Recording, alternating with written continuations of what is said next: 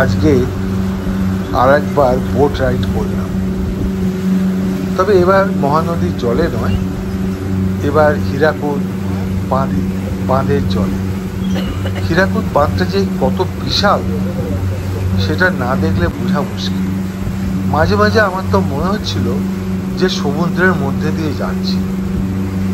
যদিও জলে আমি খুব স্বচ্ছন্দ নই, তবুও সকলকে নিয়ে এই বোট রাইড করতে আমার খুব ভালো লাগলো, খুব এনজয় করলাম। বিশাল জলাধার, এবং সেটা যে একটা জলাধার বা ড্যাম সেটা বোঝা খুব মুশকিল। মানে বিশাল জলরাশি বলা যেতে পারে এক কথায়।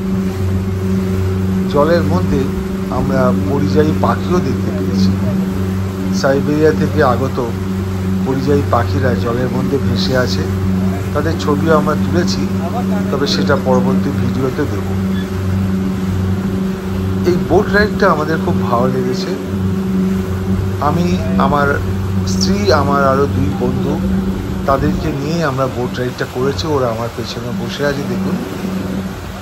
ওরাও ততদিক এনজয় করেছে। এত সুন্দর বোট রাইডটা হয়েছে যে কি বলবো।